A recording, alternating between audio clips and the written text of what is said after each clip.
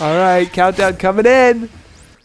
10, 9, 8, 7, 6, 5, 4, 3, 2, 1, 0. Hi. How's Hi. it going? Welcome to PTZOptics Back to Basics. Today's a fun show. We're talking about NewTek NDI, as we always do, but a little bit different of a schedule for us today. Got a couple new things in the mail. We have a X Keys controller for Wirecast. We have the Wirecast gear here, and we also have the LiveView Solo. But let's get started on the show. We'll talk about that later. That's in a giveaway coming up soon that we'll tell you about in just a moment. We're going to talk about NDI bandwidth considerations, and in general, we're going to be talking about video sources on your network that are either full NDI or NDI high efficiency, which is called NDI HX, and we'll tell you a little bit more about that. There's certainly a few differences there that we're excited to highlight with you guys. We're also going to reflect back on a show we previously had. This is kind of a part B of that show, if you will, our show on selecting the right network switch for NDI. So be sure you follow up on that previous show after this one. Yes, and we are following some of the latest NewTek guidelines. That last show Tess referenced is actually available from NewTek, the guidelines we posted in the show notes. So take a look at those guidelines from NewTek. Today's show, where we reference a lot of bandwidth information, again, that's coming from guidelines from NewTek, and we'll post that all in the show notes. You might have seen some of our content on 10 ways that we frequently use NDI in our office. It's kind of ironic because today we're going to be talking about the actual bandwidth that's necessary for us to operate those applications.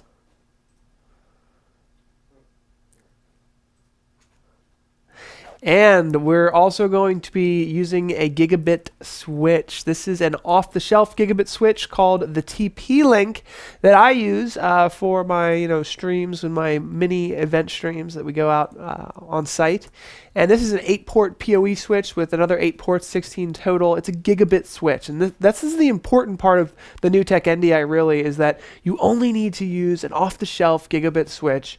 Of course, we talked about some of the guidelines, but in general, very affordable infrastructure for this type of really high-quality video production. We're really excited to talk about some of the planning that's necessary to accommodate for an NDI workflow, and also the importance of an IP static IP address. That's right. And finally, top secret no more. We showed you guys the Magewell NDI encoder. These are called the Magewell HDMI Pro Convert Plus 4K.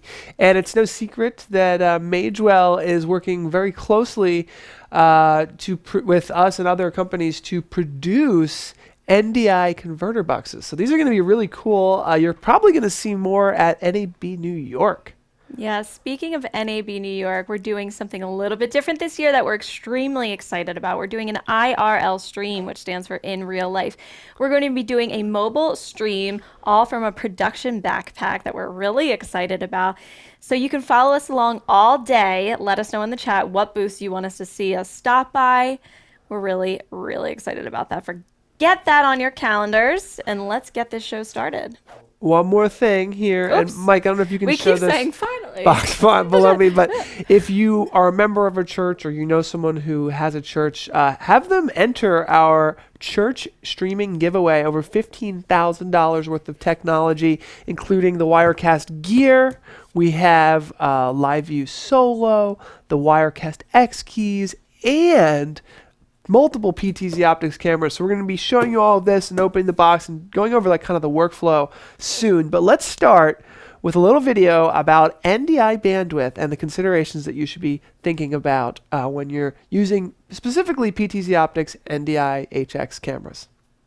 When you first receive your PTZOptics NDI high efficiency enabled camera, the first thing you should do is read the included manual. A portion of this manual is dedicated to the NDI HX setup which you should pay specific attention to on page 45. Inside your box, you will find your camera, the manual, the power supply, a remote control, 2 AAA batteries, and a serial connection cable used for joystick controllers. Once you've read the manual, it is helpful to select the video resolution and frame rate you'd like to use with your camera. The camera's resolution is set by a yellow dial on the back of the interface board of the camera. You can reference the available frame rates in your manual or on a table printed on the bottom of your camera. Note, the default setting is 0, which is 1080p at 60 frames per second. This is ideal for sports, but you may want to consider setting the dial to 6 for 1080p 30 for the classic natural video look depending on your application.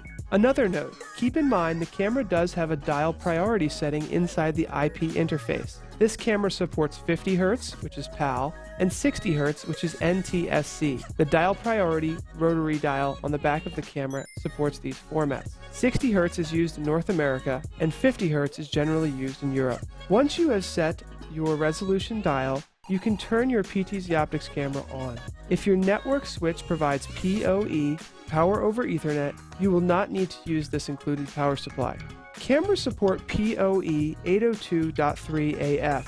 The camera via PoE consumes between 12 to 13 watts, but at longer cable runs, you can require up to 15 watts to accommodate for voltage drop. When you first getting set up, it is helpful to connect your camera to an HDMI monitor. You can also use the SDI output to view video from your camera. Once your camera is powered on and connected to the network, you should determine whether you will use a dynamic or a static IP address. We highly suggest assigning your camera a static IP address for long-term use. A dynamic IP address can change periodically, making it difficult to manage in the long term. We suggest setting up a static IP address with sequential IP addresses for tidy management of multiple cameras. Note that most applications that use NDI will require your camera and the receiving computer or device to be on the same subnet of the LAN. For example, 192.168.1.123 and 192.168.1.111 belong to the same subnet. 192.168.1.123 and 192.168.0.125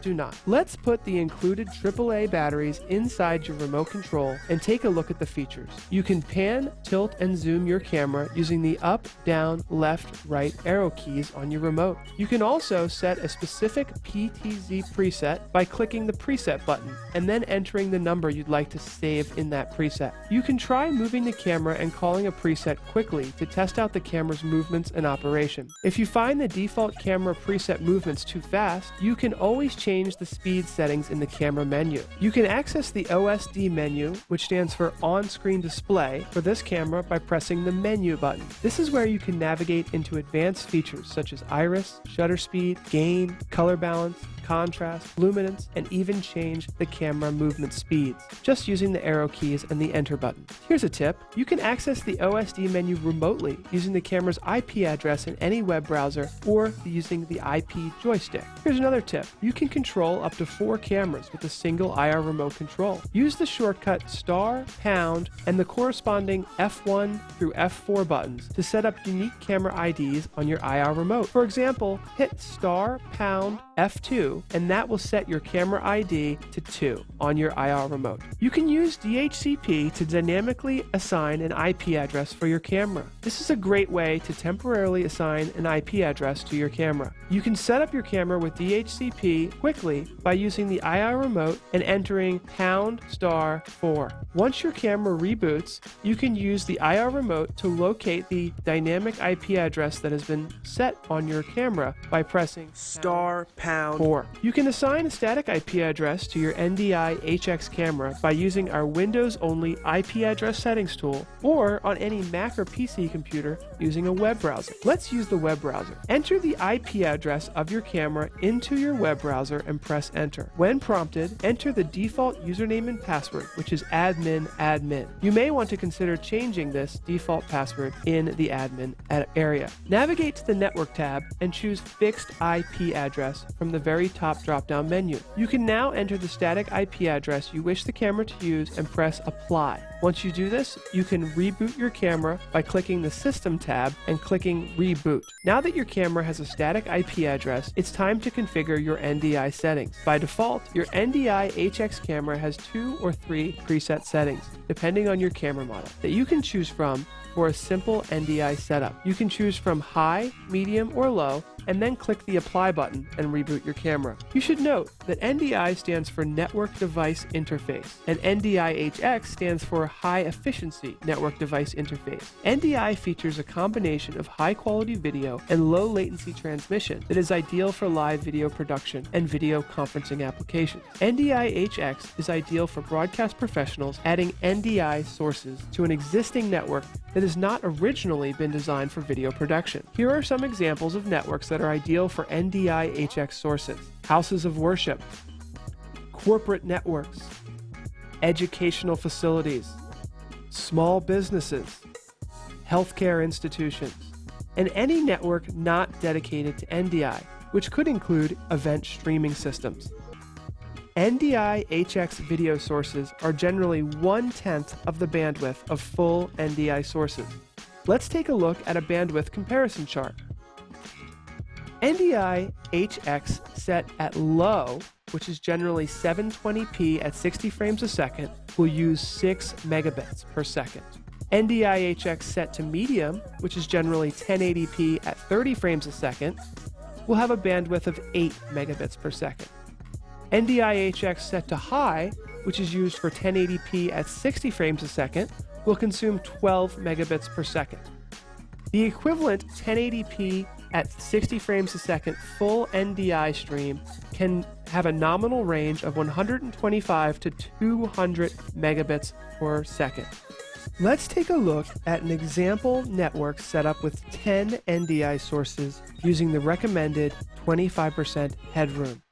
First, we have an NDI scan converter application running on a laptop, which is sending PowerPoint slides into a larger vMix video production system. This will require 125 megabits per second. Let's say we have 2 NDI monitors for camera operators. This will take us up to 125 megabits per second each at 375 megabits total. Let's say we have a vMix system that's also outputting a 1080p 60 frame per second NDI source that will take us to 500 megabits per second. Let's say we have a confidence monitor for our talent that will take us up another 125 megabits per second to 625. And let's say we have 5 PTZOptics cameras that are using the NDI HX high mode that will add another 60 megabits per second, taking us to a total of 685. Our suggested headroom by NewTek is 25%. On a gigabit switch, that accounts for 250 megabits, which takes us to a total of 935 megabits per second, allowing us to add potentially 1 or 2 more NDI HX cameras, but you can see here that you can quickly use up a gigabit network switch with multiple NDI video sources. Network bandwidth headroom recommendations can vary widely, from 30 to 60%, depending on what your network is utilized for. Please consult your network administrator before adding NDI sources to your local area network. It's now time to make sure you have the latest NDI tools installed on your computer. The latest drivers can be downloaded here, www.newtek.com/NDIHX/products. Once you've downloaded and installed the latest NDI tool pack, you should reboot your computer. With the latest NDI tool pack installed, it's time to pull up your video feed and do some final testing. You can open up the NDI Studio Monitor application and right-click anywhere in the window to select from your available NDI sources. Select your camera and notice that you will have the ability to pan, tilt, and zoom. Your camera is now set up and working on your network. Remember, each computer you want to use NDI HX sources with will require the latest NDI tool package to be installed. Now that your camera is all set up, consider downloading the free PTZ camera applications available at PTZOptics.com/apps. You can quickly tweak your camera settings and color match multiple cameras with advanced settings. The new apps available for both Mac and PC.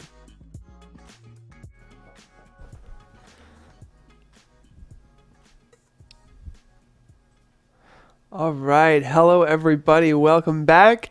hopefully that solves, for me, that was a learning experience. Definitely. It was kind of an eye-opening experience to learn about the differences and the benefits there. Yeah, it's interesting to think about a gigabit switch having 1,000 megabits, and what you can do with that when it comes to IP video production. Yes, it's amazing, and you've probably heard us talk about how much we love it, but you really do have to think about those 1,000 megabits that you have on a gigabit switch. Maybe there are switches, by the way, that have more than 1,000 gigabits. Mm-hmm. There's 5 gigabit switches, but they're not as common. Yeah, it's important to think about when looking into this IP world and NDI, NDI HX, the other investments that are necessary to accommodate yourself, your network, your workflow to be able to process all of this information.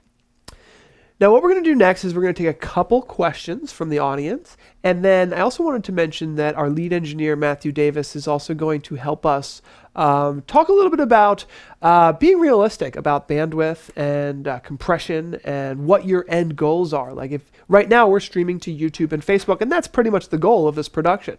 So if you're streaming, and compressing the video anyway, NDI HX cameras are perfect for that type of system. But potentially there may be other scenarios where you need to have super high quality recordings for archival purposes. For example, where pure NDI might actually be a better solution. So we're going to talk a little bit about being realistic. And of course, as you just learned, there's a lot of requirements to getting a NDI system right. And generally speaking, most networks today, whether you're in house of worship or government or small business, maybe you're a school, adding NDI sources is a big deal, and you should really talk to your network administrator. Like a lot of bandwidth. Oh yeah, if you're adding a whole bunch of NDI sources and not telling anybody, things could happen on your network where things that it was originally intended to do stop working. So you really need to think about either having a completely dedicated network, or we highly suggest looking at the NDI HX high efficiency cameras, because adding less than 10, 20 megabits per second, that's normal. That's like downloading a big file. That's a little bit easier to adapt to for a previously installed network. And Exactly. So if your network is not dedicated to NDI, I think one of the takeaways is start with NDI HX and see how that works for you. And then really talk to someone who knows what they're doing when it comes to bandwidth and network administration. So there are a couple questions you want to answer, Tess? Definitely. We've got a question from Bob here. The chart is a great tool. We're glad that you liked it. Is there an Excel sheet that we can share that has that? If not, I will probably make one. Bob, that is a great idea. I'm so glad that you brought that up, because that would be a great tool for us to add. That is great. We do actually have some additional networking guidelines available at PTZOptics.com/network. But with that being said, let's try to put that on our to-do list, Tess, to make a NDI bandwidth calculator. I think we can do a really good job with that. So that's a great idea. Well, thank you, Bob. Let's try to get that before next show. You got it. Jackson says, got an easy way for me to stream an NDI source to TV over the local area network? To TV, what do you mean by TV? Generally, I think of TV as the YouTube television app, or the Facebook app that's on its smart TV. By TV, to TV over a local area network. I wonder if he's talking about like a cable television. I'm not sure. Because for example, like cable television, some schools and large organizations actually are given a channel on cable. And what they get is, now, I'm going to say this wrong, but I know there's a company called Blonder Tongue that creates these. I think it's a modulator. I'm not exactly sure what it's called, but it takes a video signal and sends it out to the television network. And that is usually like a hardwired SDI, serial digital interface, the good old SDI video signal. But I could see, because we live in this world where there's analog and there's digital, and the NewTek NDI and thinking of IP is all digital, but we still generally need to interface with some type of analog system as well. Question from Ryan. What's up, Ryan? Ryan says, can the Magewell do lower bit rates in the dashboard? So this is a good question, and we did look into it. In fact, I need to talk to Magewell about this, because we have one of the first units And surprisingly, we were seeing really high bandwidth levels, even over And 100. that's with HX. No, that's not with HX. The Magewell is pure NDI. Oh, you're talking about the Magewell. Sorry, So with the Magewell products, we were seeing above 125 megabits per second. That's why we actually came up with this nominal 125 to 200 megabits per second, because we've seen it up to like 175 megabits per second for a 1080p video stream, and we're not sure why it was so high. So early testing can't really say conclusively if we were doing something wrong, but the dashboard is a great way to see exactly what's happening. David says, how does that NDI monitor work? Seems to need another NDI enables computer. Yes, so the NDI monitor, probably the NDI Studio monitor, it is now called, is probably one of the most important NDI tools. It's a free tool in the tool pack. And this monitor is being used all over the place for confidence monitors, for extra camera operators. You might have seen in the video that you can control cameras directly through that interface. That NDI Studio monitor is available for Mac and PC. PC generally has a couple extra features. I don't think you have PTZ, pan tilt zoom control, in the Mac version yet. Last I checked anyway.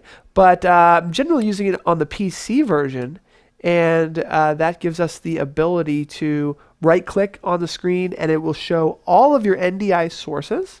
And as long as they're all connected to your local area network, you can click on them, view them. People are using this for overflow rooms. So if a church has a lobby or a space in the front of their area, instead of running a long HDMI or SDI cable, they can just plug in a computer to that runs the NDI Studio monitor. People have also been trying to put this NDI Studio monitor on super small Intel compute sticks, and it really is a very important piece of the puzzle when it comes to the NewTek NDI, and it's a great piece of software. Mike says, is it port bandwidth or per switching capacity that we're talking about? So the way that I've heard NewTek describe this is a bandwidth link, if you will. So the link between your network switch and your computer is how many NDI sources your computer is going to be able to ingest. So if you have a gigabit switch, that generally means that each port can access 1,000 megabits per second on that switch. So that Ethernet cable has to be Cat5e or greater, so it has to be able to transmit 1,000 megabits per second. In fact, we have an old Cat5 cable over here, and I was only getting up to 100 megabits per second, and I was wondering why. What's going on? I'm throttling out, and my NDI wasn't coming through properly. Now, NDI does a great job of auto negotiation, and I'm not sure how that works, to be honest. But your cabling has to be gigabit rated. Your switch has to be a gigabit switch. And then it looks like, what does the NDI Spark use? Straight NDI or NDI HX? The Spark is NDI HX. So that's the high efficiency. They're trying to accommodate the average person's bandwidth and network. And it also has the, we don't have one here, but we will soon. It also has the Wi-Fi ears.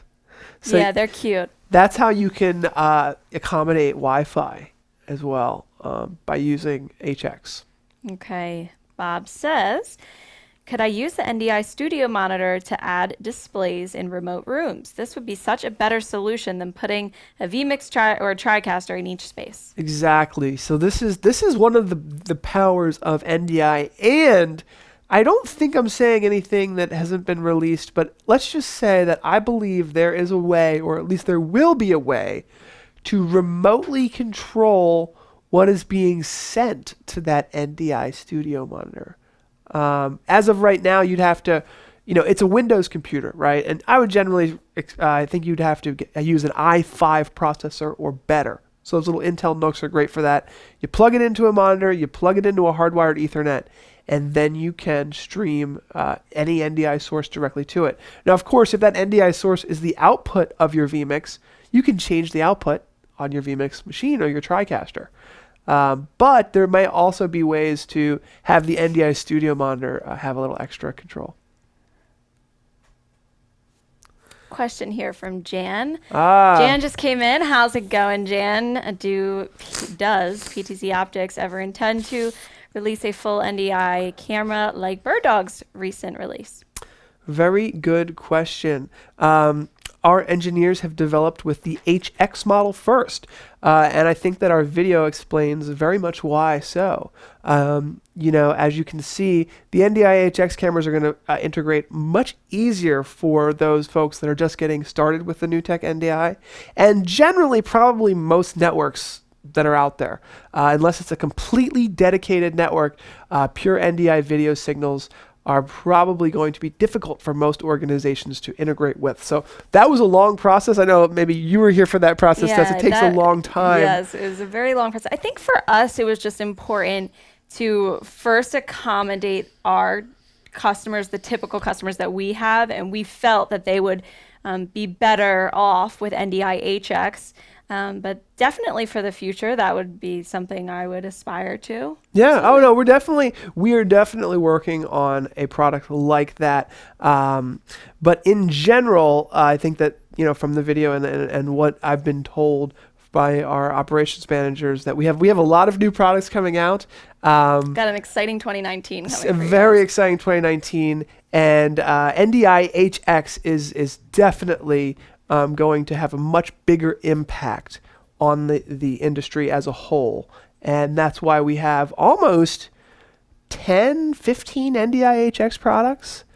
We have a 12X, a 20X, a 30X, a Z-Cam with the variable lens, a 12X Z-Cam, a 20X Z-Cam, and even more planned down the line. And we really think with the quality is just incredible. The setup, as you just saw, is very easy. And, to be able to use that gigabit switch infrastructure is definitely the next 3 to 5 years is what people have today. And nobody's switching. Nobody's going to reinvent their entire network. Like a school or a hospital or a corporation or a small business. They're just simply not going to redevelop their entire network just to have pure NDI cameras on it. So it really makes sense to stick with NDI HX for the core of our product offerings. All right. Brian says, how fast does the computer have to be to run NDI monitoring seamlessly without delay? Or is it a network bandwidth thing only? So NewTek does suggest an i5 processor or greater. I honestly think that you should use an i7 from my personal experience. This is something that NewTek has a guideline on, and I think that they just recently released another processor guideline, which I was reading, and I'll be completely honest with you, it was kind of like a little over my head. It was talking about cores and threads and more of a clock Matt Davis speeds, and I have to be honest. I think that the biggest issue that people have with NDI is bandwidth. I don't think that the computer speeds are slowing people down, because generally people realize they need i7s are normal in the video production world. So the processor speed has never really been an issue.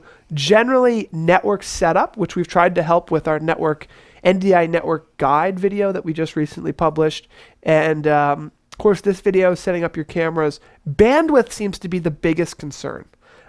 Speed, if you have a regular i7, then you should be fine. Got a lot of questions coming in here still. Well, let's answer Carlos them. Can't wait to sell our cameras. Hopefully you're getting through as a reseller. That sounds awesome. Does the NDI upgrade to Gen 2 cameras bring it to the NDI HX standard? So as far as I know, and I'm pretty sure about this, only Gen 2 cameras can be upgraded to the NDI HX. So Gen 1 cameras do not have the horsepower to support NDI HX. But Gen 2, yes, Jim. But Gen 2, yes. And let's get through these, because we gotta get to our post show. And let's just take the rest of the questions in the post show. Is that okay? Yeah, that's fine. All right, we're going to our post show. We'll see you guys in our podcasting room in just a moment.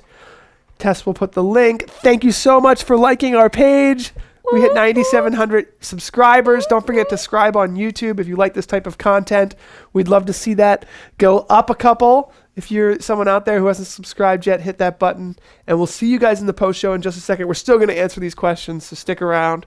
But we're going to go to the post show. See you guys soon.